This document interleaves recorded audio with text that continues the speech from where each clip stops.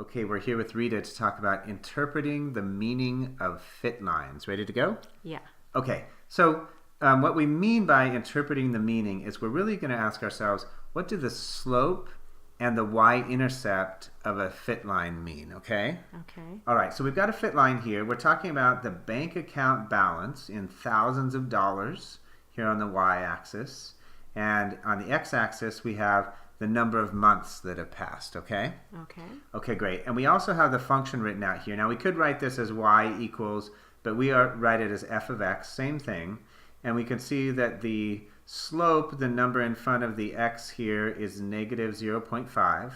And the y-intercept, we can also read off of this, but I don't want to lead you too far along here. Let's go ahead and ask a question. What is the starting balance of the fit line?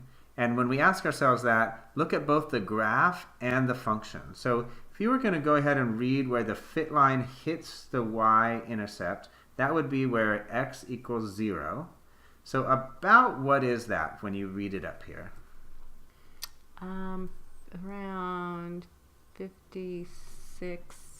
Yeah, around 56, because it looks like, because this is 25, and there's 1, 2, 3, 4, 5 lines there. So it looks like it's 5, 10, 15, 20, 25. So each grid is about 5, right? It looks like. Yeah. Okay, good. So the line crosses just above one grid above 55. So it's somewhere around 56, give or take.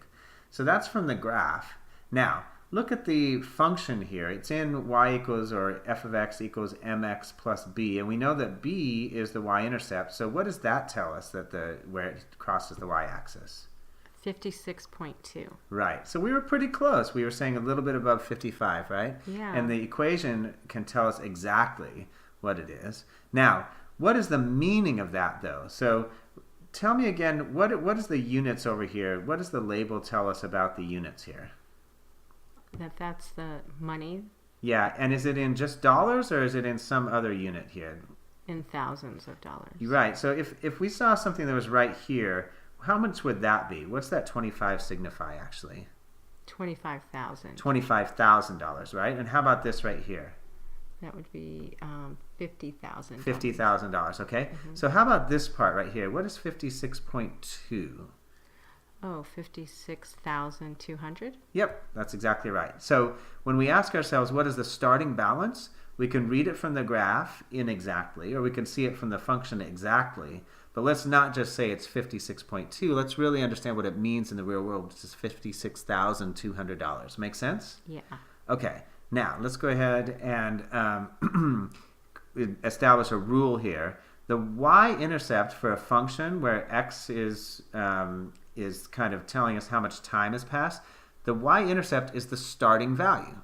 Does that make sense? Yeah. Okay, so we had $56,200 in the bank to start with. Now let's ask ourselves another question.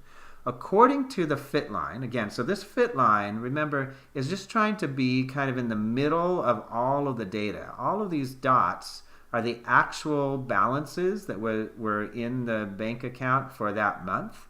So it's not like they're all on the line, but the line tries to get as close as it can to capturing the pattern, the linear pattern here. So it says, according to the fit line, how much is the balance changing each month? So let me first ask you, is the balance going up or down? Down. It's going down, right? Because we know this is kind of a sloping down and to the right. And in fact, we know it also has a negative slope because we can look at the equation and we can see that the slope is negative, the coefficient of x, that m there, right? Right. Okay, so now let's look at that. And this is, the fit line tells us this is the amount it changes each month, because when x goes from one month to the next, it changes, the function is going to change negative 0.5. This part, the starting value doesn't change, right, when x changes? Right. Right, only this term here.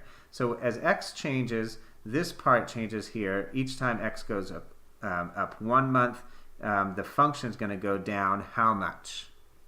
By 0.5? Right, it's going to go down 0.5. It's going to change by negative 0.5. And again, this isn't just in dollars, so it's meant to signify thousands of dollars. So how much will it go down each month, the bank account balance? Oh, 500? That's right, because 0.5 of 1,000 is half of 1,000, so it's 500. So if we go ahead and write over here, it's going to be our slope, the amount is changing each month, is going to be negative 0.5, which means it's going down $500. That's how much the bank account balance changes. So we can also come up with a rule here. The slope is the rate of change of the fit line or of the situation. Does that make sense? Yeah. Okay, great. So now whenever you have a fit line, now you know that you can look at the slope and the y-intercept, and you can understand what the starting value is and how much it changes for each unit of x. Great. Okay.